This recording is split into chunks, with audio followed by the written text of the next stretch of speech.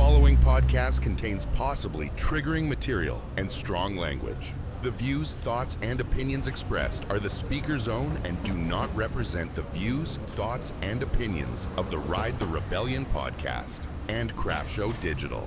The material and information presented here is for general information and entertainment purposes only.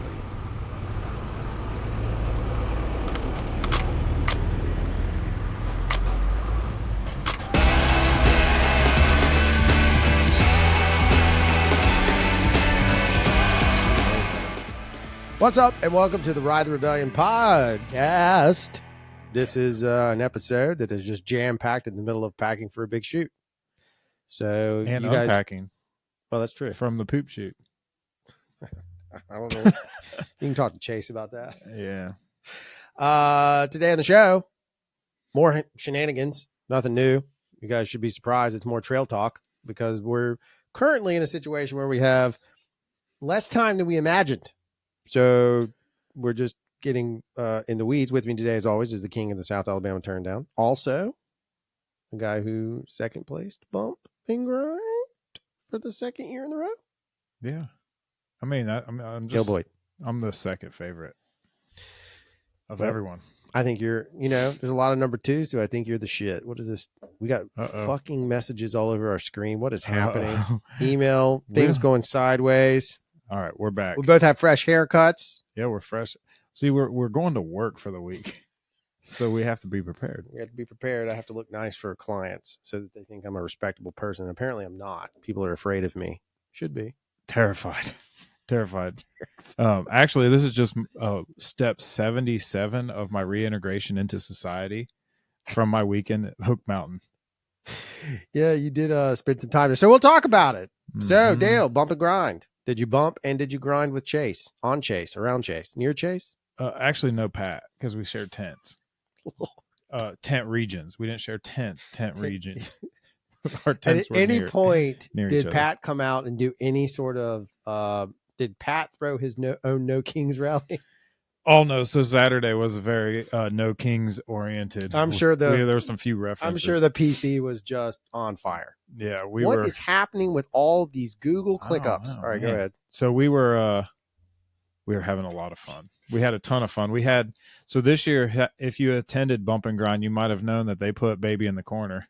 They put us as far away from everyone as possible. Actually, they didn't do anything. We chose our spot.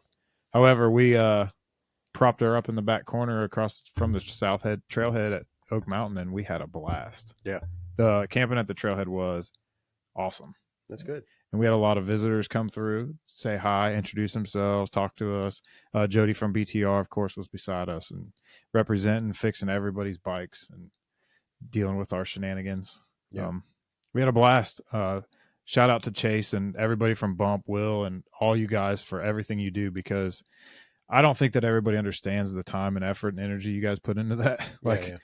The cross country course is 24 miles. You have to make sure 24 miles of trails is prepared. Yep.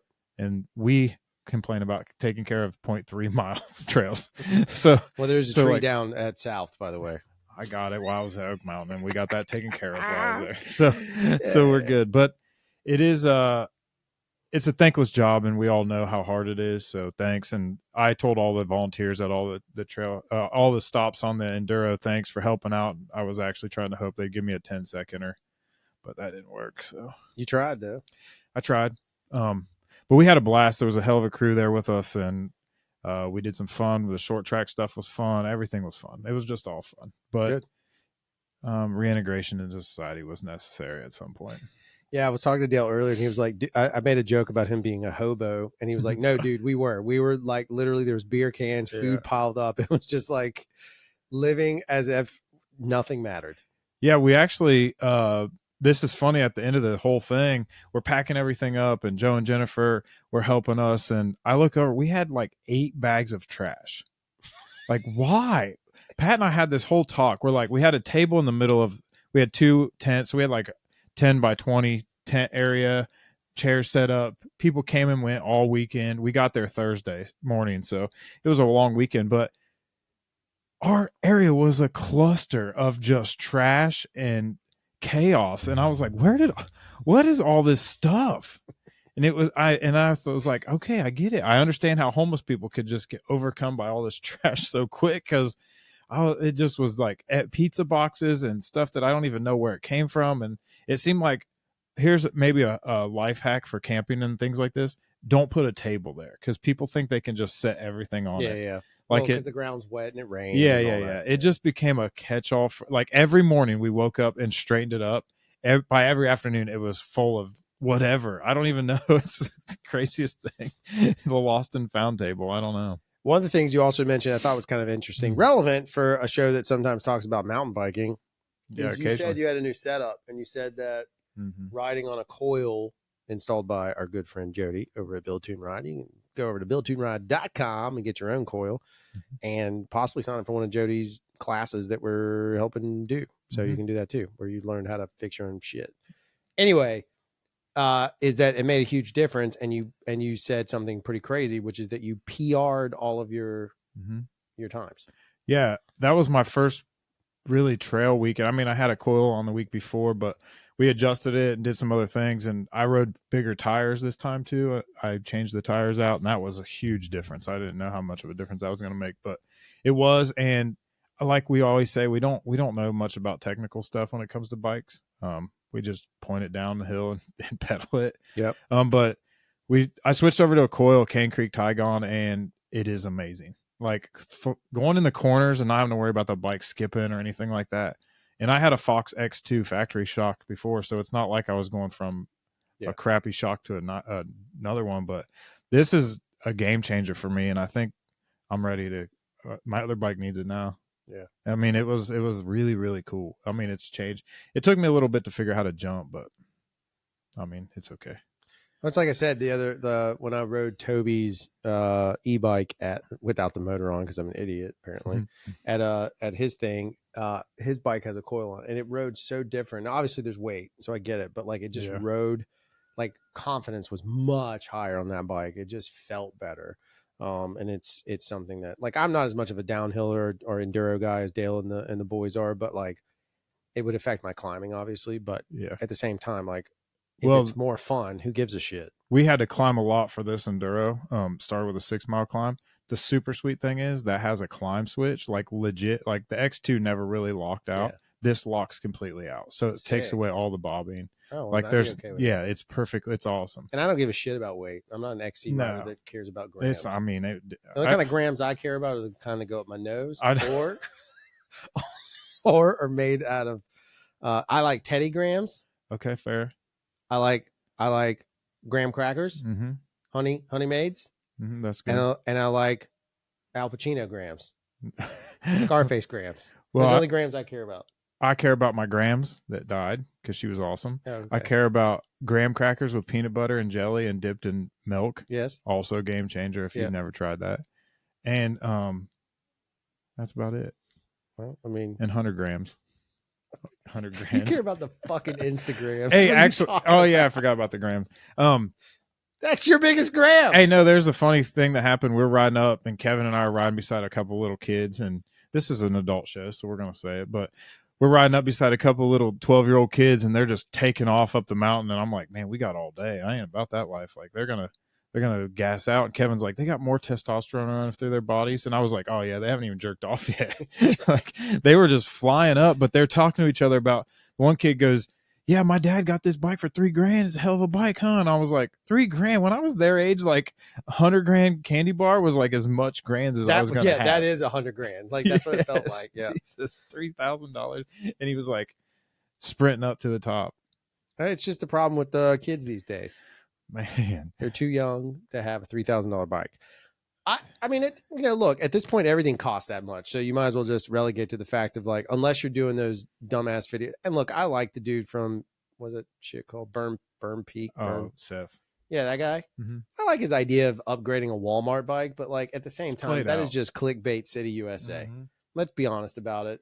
If you show up, to be truthful, we're going to be nice to you because you're a person. But as soon as you roll off, we're going to be like, what the fuck is that guy doing rolling up here on a it's a super clickbaity, but it had almost 600,000 views. Oh, I get it. It's clickbait city, right? Because people are curious about it. So no, I'm more curious about how I can like fix my bike that I currently ride. hence I've started using ChatGTP to ask that question. Yeah.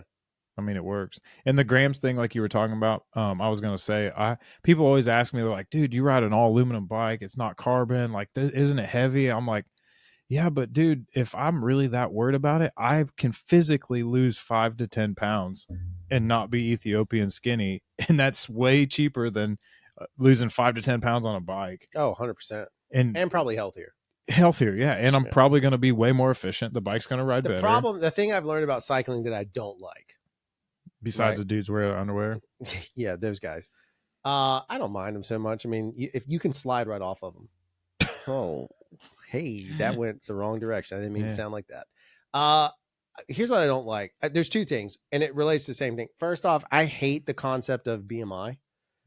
Yeah, because the only way to get a real BMI is to float in a tank and weigh your fat and this whole electrolysis. Well, BMI is just 220 minus your body age. Right, but it's stupid. It's not real. But you're talking about body fat percentage. Well, it goes into it when it's calculating it. There's what I'm saying is like, all right, so me personally, right now, I'm in gym mode, so I'm doing a lot of gym stuff, and I'm back on the weights, and I'm literally adding on. Your BMI is trash. It's garbage. It means nothing. But it's the same way. It's like it does kind of suck on mountain biking because mountain biking is literally built to be like there's a word I'm going to use that only a few people know. Be a twink and you'll be okay. And getting your spandex. But that scenario, like that's about being the lightest human being, whatever. And I remember we went to a jump class. Toby's a muscular guy. I'm thick. I'm a barrel chested, bigger dude. I get it. I was fatter. Now I'm same weight, but more muscle. And I remember we went to a jump clinic and there was a dude there who was like, do you know what the weight room is? Like he was a monster. Oh, I remember that guy. He was monster. And it is weird when you're a monster and you're on that bike, everything feels like it just feels smaller and more. Yeah. Meanwhile, you see the guys that are winning races and they're delicate. Like if the wind blows them to Jackson Goldstone, prime example. He had problems on a downhill race recently because the wind is blowing his little ass across the little paper plate. Meanwhile, I see like Benoit, Coulange, and he's like this long monkey armed dude that's just like he's big though. He's a big guy. He's like your height. Like he's a big guy. You just don't see that many dudes that are. I guess Aaron Quinn was not necessarily a small guy. He's kind of broad, but still, most of them are tiny little waifish. Yeah, you fart and they fall apart kind of guys. And so it is annoying me, the BMI thing, and then it's like everybody's got to be skinny to send it. Having been in the gym a lot of years of my life, we would have dudes that came in there that would get dropped from their insurance because their BMI was too high. Yep. But they are literally bodybuilders. Yeah. Like they're in better shape than half the people that walk in, but because their weight doesn't translate to the old BMI from the 1920s or whatever, they've never updated it. Right. So it's like, come on, man, the BMI is trash. And mine's not. I'm not like that far off, but it's like, how are you gonna like unless you go sit in a float tank, which insurance won't pay for, so you can't. Yeah, we've done body fat percentage with calculators, or like I've done the calipers. I've done all that junk. Calipers, that's what I mean. Calculators. I know you calculator. You made the symbol for calipers. I know. I was calipering. Dale uses an abacus. I used to be certified in that too. Imagine calculating with the calipers. Sports management. Jesus. See reintegration level at 78. 78. We're getting there. Almost there. Well, he's got to get reintegrated because we're going to a college campus. So you're going to have to be like P's and Q's. There's no students, so it'll be fine. I'm still good. I have work, Dale. There's two. I'm like Barbie. I got work Barbie. I got yet again. This is a true story. You've not heard this yet. This is absolutely true. I was on the phone with the client, and what we're doing is one of these interviews is. Well, wait. Let's preface this before because. Well, I don't know if I want to say what client. Well, no, but before you took me to this client originally. Oh yeah. You were like worried to take me. Right. Now they request it. Yeah, right. But in this particular instance, we were talking, and we said, and you guys probably figured it out, but we're talking, and we'll have a mother and a daughter. And I was like, well, I don't want to get their interviews together, and I don't want the mother or the daughter to hear. I was like, I don't feel comfortable with any male in the room because technically this person is sub 18, like entertaining them. So maybe like one of the other employees there could do it. I was like, however, when it's the daughter's turn to be on camera, and before I finished, the client goes, oh, we can just send Dale. Dale will talk to anybody. So your job will be to distract the mom. Oh. Non-sexually, Casey, calm down. But it'll be to distract the mom while we get our interview process done. I've been known to distract. Non-sexually. I'm saying it again, so it's on the record. No sexuality. Well, I've been distracting. That is true story, though. That did happen. It was like, well, Dale, we'll just get Dale to distract him. I was like, that's brilliant. Oh my god. He's like, well, even because we have a dad and a son, he was like, you can talk to the dad the same way. I'm like, yeah. I'm sure they'll find a sport. I know. It'll be fine. In about 3 minutes, I'll be like, dude, I buy my shoelaces the same place. I hope though, when we send you to the dad, he's got a Star Wars hat on. He's a fucking Star Wars nerd. I hope. Like I hope you bring up Harry Potter and he's like, wow, that shit's gay. Or it says just something offensive enough to just push you over the edge. I do have a very, very weird skill of being able to relate to a million different kinds of people. Like some way, like seriously, just I can always like pick it up pretty quick. Like, oh, you're into that. Cool. Yeah, sometimes though I got to get you to do it faster in interviews. I know I'm not very good at interviews sometimes.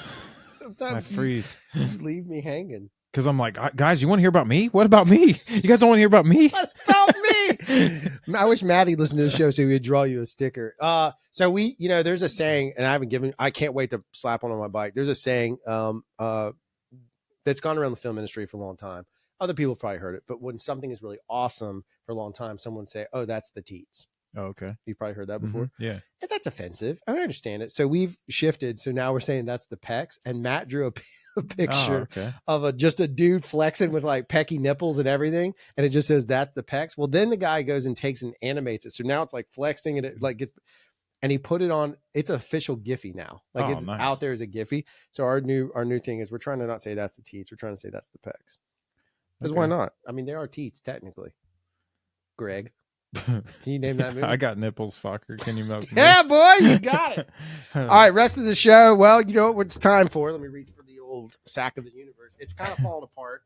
It is falling apart. Secrets of the Universe. It's kind of like this show's falling apart. Secrets. Show never makes it. Secrets of the Universe. I don't know if there's that many questions left. Yeah, you can go first. I did tell Drew though that we do this podcast and we don't get a ton of feedback, but then I met some of y'all this week and I realized it's because you guys are like, this is perfect. I realized you guys are like 75 years old and you don't know how to use the social medias to post comments. Oh yeah. Oh, I got one of yours. I got one of yours. I don't even know what I wrote. I probably wrote something heavy. Oh yeah, yours is definitely heavy. I'm gonna take a drink for that. Did you go first last time? I don't even remember. I think I did. So I have to go first? I don't remember. Mine's pretty light. If we don't remember, then... Mine's jolly. I mean, mine's pretty Okay, jovial. Let's go with the jovial. You want to do that and end on a heavy note? No, let's go with this one. Okay, go ahead. All right, you ready? Yes. What did I write? What kind of douche? Dude, because we don't know, because we did this like a month ago. I don't remember anything. I don't have a clue. Oh, no. What does bros before hoes even mean? Super heavy. This is actually in depth. Think about it. Just give it time. Let it marinate. We're back to this sounds like a certain grumpy person's question. Yeah, you might have been mad that day or something, but no, it just sounds like a Grumpy Chase question. Yeah, no, you wrote this question. I know, down. But it just sounds like submitted by Grumpy Chase. Oh. Well, Grumpy Cat. When I read that, my reintegration to society went back down another level. So we're back down to 77. I do think it's an interesting. Why have we said the bros before hoes thing for so like we've said that a lot? Because men like to lie to themselves. It's never going to be bros before hoes. No, it's never been that. Never ever. And if you did, yeah, please come up on the show. You're a bro into bros. Oh yeah, bros before bros. Yeah, bros. Oh, you could be bros before hoes. That's true. If you were of the other persuasion, that's you what could I'm saying. Be bros. Yeah, because so like some of our friends are hoes before bros. 100%. Yeah, most of our friends are. Oh, that's why we don't see them. Yeah, we don't have any bros before bros. Mm-mm. Oh, well, that's kind of sad. We should actually make it more comfortable for we bros do have before bros. I bet we have one loyal listener that's bros before hoes. She would come hang out with us before she go hang out with hoes, depending on the hoes. Maybe, but if they happen to be married, then they have to pick that bro before us hoes. I don't know. That's too philosophical. I always just think it's one of those things of like, to me, I wrote that now and I remember because it is stupid enough that we say that enough to then say in reality, I have had friends. I remember in high school, dudes really legitimately getting upset Oh yeah. because you were about to go Mhm. do something with a chick, right? Right. In some way, shape, or form. And I don't mean even like on a sexual. I just mean like you picked that. It is a very weird to give insight to the 7 female listeners we have. Yeah. That sums up male culture. The lie, the multiple Mhm. lies that men tell themselves, and one of those is the bros before hoes scenario. I do think, however, when you've been married for 10 years plus, there's a lot of bros before that hoe. Do you know what I'm saying? Oh yeah, I get it. Yeah. I mean, neither of our wives are hoes. I'm just saying, No. like, I in your just mind, you might be just like, the I just need a space. only experience I had with actually saying it was, and let's rewind this back to my senior trip in high school. I had a girlfriend at home, and the may have been talking to other girls at the beach, and You didn't marry that girlfriend, though. neither one. No, Okay. I didn't marry Casey till I was almost 30. So Okay, we're these fine. are way pre. This Yeah. is I barely remember these, but anyway, my bros called my girlfriend back in Ohio to tell her that I was philanthroping or whatever you want to call it. You know, that's my word of the week. It's just spreading all. Somebody please keep a dictionary of all the Dale terms. That's a good one. So, yeah, they told her, and I was like, dude, bros before hoes, what the fuck? Yeah, that's one of those lines. Like Yeah. I had a tragic story. I had a friend who was about to get married, and we were pretty close. And so and him and his fiance, or my wife and his fiance, had gotten close. So on her bachelorette party, Sarah goes to the party. It's pre-kids, and Sarah goes to this party, and Sarah's like walking in, and they're all like partying, drunky, whatever. Walks in, and there's a dude in bed, not naked, but there's a dude in bed with her, and she's like, "Oh, this is my best friend, whatever." And Sarah's like, "Red flag, red flag." Yeah. And then later, Sarah confirmed that they were hooking up, and I was like, "Oh, well, yeah." So what do you do there? So it's That's one a of those tough things one. of like, do you tell? No, because the Mm-mm. reality of it is, my dynamic with him was, hey, I'm your friend, I'm your bro, like I'll stand Mhm. behind you either way, because people make weird decisions, and sometimes people have like shit in their relationship that I couldn't handle, Right. and so maybe they were okay with it. So, but yeah, it went. Yeah, It went you always have to sideways. take that we're friends, but I'm not a homewrecker type shit. Yeah, like dude. it's not my place to ruin your life. No. Like whether I know something that could ruin your life or whether Plus, vice versa. what about the worst side of it is, like, if you've ever had a friend that had a shitty girlfriend and you got on the bandwagon with him, like, yeah, she is a bitch or whatever, you might say something heinous, and you get on that path and then they stay together, and then it's like, well, you just destroyed your buddy. Like, because your Right. buddy's not, Yeah, you gotta he's that's a always thin going to pick line. the hose over your Right. brightness. Like, I get it. Well, and at our age, if you're not picking the hoe, then you got problems because you're not sleeping with any of us. Like you gotta your go. clock's ticking, bro. You're running out of time. You gotta go with the what unless you you're all right. yeah. What is it? The older they get.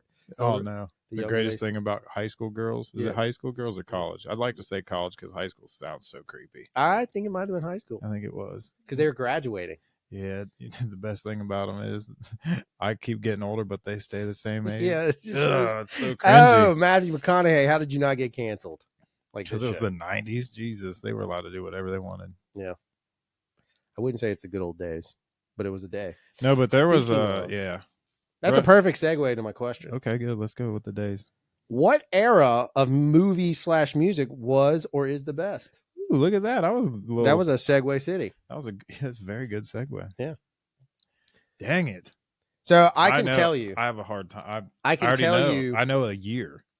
Okay, so that's interesting because I can give you a year. So there's probably the same year. I don't know. Mine might shock you. There's in fact even a book written. It's a great audiobook if you're ever really. It's really well done. The year is 1999 is the best year in movies ever. Oh, really? And the guy literally goes going through all the down. movie. The laundry list of crap. I'm gonna see if I can find it. Go ahead. What is your year? Mine is 94. 94. We just Well, covered think that on my other about podcast. We're in it right now. We're in 94 right now on my other podcast. Yeah, but think about all the music. But the Like, music's incredible. Even when I was listening to you talk, like you guys don't really hit on the rap scene because you guys weren't rap fans. No, we were. Or Tony was. I was not. But like rap then was fire too. I get it. And so all the movies was not the year from Pulp Fiction and all that? Pulp Fiction might be Because wasn't like Pulp Fiction, No, that's Shawshank, like- and Jurassic Park all in the theater at the same time? Yeah, it might have been. I don't remember. I don't have that good of a memory. Hit him on Let the me just- Let me googs. just fire off. Hit him some on the bits. googs, J-Mo. Let me fire off some bits. This is Here's some 99? 99. These are 99 movies. This first one you could care less about, but as a Star Wars fan, I waited for this in line for over 70 hours. Okay. Star Wars Episode 1, The Phantom Menace. You like this movie? Well, no, I've seen them in order. The Matrix, Oh, yeah. The Sixth Sense, Toy Story 2, the original The Mummy, which was pretty popular, American Pie, Fight Club, American Beauty, Blair Witch Project, The Green Mile, Magnolia, which is artsy, Being John Malkovich, also artsy, That's a good movie, though. 10 Things I Hate About You. That's just like the stack up. You got Fight Club and The Matrix out of that. You got Blair Witch, which changed the landscape of horror films. It's Big, because big stuff. they had to release all that stuff because they thought the world was going to end. That's fair. Those are Y2K movies. What? You came here for a Y2K reference. There you go. You got it. There it is. We wrapped it. Well, I do think 94 is the best gonna have year. to go The- for 94 94. is the best year of music. music for sure. Because here's what I know came out. Just two albums that I can say. We can talk about one of them is a rap album, but two albums came out in 1994 that I think are two of the best records of all time. The first is Weezer's Blue Album, which is Yes. the best, Right. one of the best debut records to ever exist in history. The second album that comes out is the Beastie Boys' Ill Communication with Sabotage and Root Down and all Okay. Sure Shot. That is ridiculous. All right. So this 94. is 1994. Music. These are movies, best movies Okay. of 94. All right. I'll do the top 10 too. All right, go for it. Forrest Gump, Yeah. Shawshank Redemption, Yeah. Pulp Fiction, Yeah. The Lion King, Yeah. To Live, Yeah. Leon the Professional. This Oh, is yeah. IMDb. So Leon Professional's fantastic. yeah, Clerks, Yeah. 4 Weddings and a Funeral, Interview with a Vampire, Dumb and Dumber, Ace Ventura, Pet Detective, The Mask, Natural Born Killers. Come on, Yeah, those are all solid. I'm just saying that they didn't change. They didn't change movies. You're right. The movies that right. came The out in movies were 99 good changed and they're movies. iconic, but you Yeah. didn't change. I think Oh, Tombstone, Speed, I think Speed's in there. The Tombstone River might be in there. Wild. Tombstone's in there. The Crow. Yeah. Yes. No, there's some good. Little Giants. Come on. We just covered that on the show, and I couldn't even remember what it was. The Santa Claus. No, I'm not. No, I have to watch it every year, and I hate it. Dude, it's so good. I think 94. Blank Check. Dude, Blank Check changed my Disney life back in those days. I think Airheads. 94. Yeah, Airheads has a good soundtrack. I think 94 is a fun year of movies, but I don't consider it to be the best. I think 99 is the best my- year of movies. 3 Ninjas Kick Back, dude. That's the second one. And Little Rascals, The Mighty Ducks, D2. Listen, don't fuck with my Little Rascals. No. We got $1. We got $1. Is there? If you've never seen the Little Oh, Rascals, wait, that scene is the the greatest sequel to the movie that should have never been made is My Girl 2. I think you talked about Yeah, this. we saw. This It's is so dumb. terrible. Yeah, there's a bunch. Like 94 is solid. There's no doubt. Yeah, it is definitely. And what we're talking about is I have a friend. We've talked about it on the show before. I have a friend that has a steel trap memory. He remembers every movie we saw together. So we are literally going through our childhood and going over movies and music. We started all the way back in 92. We're into the summer of 94 right now. We just started putting some more music in. And it's a podcast called Back for Our Future. You can find it if you want to listen to it. It's completely different than this show. Yes, I have to Yeah, it record. actually makes sense. Yeah, it's there's a structure. Well, Tony makes it particular. He actually has notes, and I have to review them every week. It's a whole process. All right, so you're saying 94. I would say 94 for music, but I am going to stand behind my 99 for Well, movies. 94 maybe because it was like the first year I remember a lot of things. Like I was starting to get that age where I could like actually. So I would have been 16. So Yeah, I you was were 14. 14. 13, Yeah, 14. Yeah, you were probably Starting- getting yeah. independence and all that stuff. I right. get Like it. starting to form some identity. Yeah. Shawshank helped pave the way. Oh, yeah. Speaking of that, I have not seen it, but a movie that Dale and I worked on is in theaters right now. It's called Life of Chuck.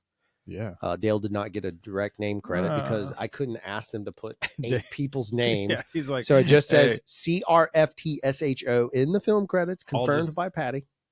I will just amend my own IMDb. Now, I will say I've only seen a couple of clips from the BTS, which makes me worried that they were like, this guy sucks. But whatever. Hopefully it was I got ones I paid. did. It could be. But anyway, if you haven't seen, I've not seen Life of Chuck yet. If you haven't seen it, it is in theaters. And if you watch the credits, which we always appreciate, if you do, you can see Craft Show, CRFTSHO, and that's Dale Boyd Sports Management. He did it. He made it literally made it into a Hollywood film. I'm telling you, like I've walked through halls going to play a sport in front of thousands of people less nervous than I was walking through the halls of that movie, like while they're filming. I'm serious. It was like the first time I'd been on a real movie set, of course, and like everybody's just there, and people look like they know where they're supposed to be, but I look like I have no idea where I'm supposed to be, and I'm just kind of like, whoa, like I don't know what to do. Yeah, it was And it was like COVID time, right? So it was like it was post. It was right after you. but there was tons of like It was still in the film industry. right. It was still COVID. Well, yeah, it was strike time or something. Yeah, it was the actors' strike was happening. Right. So there was like a ton of big time people working on it, right? Like not Oh, that crew. like the crew was very big. Yeah. So you don't like I'm trying not to bang our cart into like legit people's stuff. Like, sorry guys, I got some 3 apertures on. There's here. like one dude with a DMX, a cart full of DMX boards, which are what you really want. They are they're lighting control boards, and literally all this guy did was control the lights they've already set from a remote. That's all his job is. Yeah. Like that's how union that show was. Like it was big. And then here's Dale and Drew just like farting around, and then had Patty who like freaked out when he met Tom Hiddleston, and Justina got to film Mark Hamill and didn't even know who he fucking was, and it was just like that's Luke Skywalker sitting in front, and then he laughed like the Joker, and I almost squeed. Like it was just well, I didn't know the art stuff, so you're like, hey, it's gonna look like trash, but do not touch anything. Yeah. Oh, yeah. And so like I've seen that scene, like I saw it on YouTube, and I was like, oh shit, it really like it's you walk into a room and there's literally trash everywhere, and it's like no, it's supposed to be there. Yeah, just don't touch it. Don't touch anything. Don't try and be helpful. Yeah, no. I was like, don't touch any equipment. Like, I don't care if it's about to fall. Just let it go. Like, we had to go over the whole rule set. But yeah, anyway, that's in theaters. So if you haven't had a chance, I hear it's pretty good. The reason I say it is because a lot of people are comparing it to the same sort of emotional vibe as Shawshank. Like, it really gets to your soul. Okay, cool. We kind of know the story. I'm not going to spoil it here for anybody, but it is a really interesting take on a coming of age sort of. It's not even that. It's really like it's like a life story. So. It's not a horror film. It's way more like Green Mile or Shawshank. So it's much more in that vibe of stuff for Stephen King. Cool. Yeah. That was definitely a pretty sweet thing we got to do that day. Yeah, it was fun. You never know where you're gonna go. That's true. With Craft Show. That's good. Got it. Back to level 78. We need to have bros before craft shows. Craft shows before your where you're gonna craft go hose. with Craft Show. Hose. Oh god. We got 2 of them. One of them runs a company. Hello. Oh god. And then we just have they can't fire me. Crafties always like little Debbie's, like Twinkies and ho-hos and shit. Back to 77. If I call them the ho-hos, I'm gonna start calling them the ho-hos. Hey, just put it in like your Google Doc meetings, like Drew and the ho-hos. If I say it in circle back, it'll record it. It'll be like the ho-ho said. It'll put it in there. They're gonna call us ding dong, so it's fine. Well, that's gonna do it for this episode of the show. I don't think there's anything else. Is there anything else? No, I don't think so. Hey, thanks Brittany for all the shouting out. She did a lot of shouting out for us all weekend. Yeah, Brittany, and she was a great MC. Chase gave her the microphone this weekend. Genius idea from Chase. Yeah. If it was Chase's, probably somebody else's, but Brittany did a great job. Yeah, kept the energy up, and it was way better. And she also gave us a bunch of shout outs, so that's pretty cool. And also big shout out again to Chase and all the bump people. Dale said it once, but we'll say it again. Like, for real, thank you guys and gals and folks very, very, very much. I didn't go, but Dale did. And now, luckily, I get to hear all the stories. I say that with sarcasm. Yeah, I don't remember half of them. No, but for real, it did sound and it looked like a really a solid event. So good job. And I heard that Chase wasn't like overly stressed, which is the most important part. You got to keep you alive, pal. Yeah, he was good. I think it's because of preparation. They were prepared, well prepared. Everything was really organized. And was it preparation or preparation H? Probably both. Yeah. But he had it all done. I mean, everything was by Friday. He's like, "Hey, what do you guys want to do?" Because everything was ready to roll. Sweet. So well done. Usually, it was really cool to have all that done. And of course, we got entertained. We should bring Amber on and just ask her if he had a meltdown. Oh yeah, because she'll tell us the truth. There's no holds barred. She will. Yeah, she was. I talked to Amber for quite a while too. Yes. Hey, spam the chat if you want Amber on the show, so we just get some real dirty shit on Chase. That would be good, actually. Yeah. And he's not allowed to be here. No, hell no. No, it would be. We'll even remote it if we have to. But she can come see her parents. I think her parents live down here. Yeah, we can do a girls' ride. Hose before bros. Hose before bros. That's what your girl ride should be called, Amber. Oh, 100%. Come on. Yeah, Hose that's it. before bros. Hose without bros. Hose with no bros, Oh man. which sounds like bras. Bike hose. Yeah. I don't know. We are not the advocates for women on bikes. Nah, I mean, We're just, not those guys. We're just people that think everybody should get on a bike. Doesn't matter what you are or identify as. No. Just remember what Dale Boyd says. Level 77 is where I'm reintegrated. That's stopping. I'm never going to be 100. Never going to be fully integrated into society. I'm never going to say good night. I'm done. We're done. I'm out.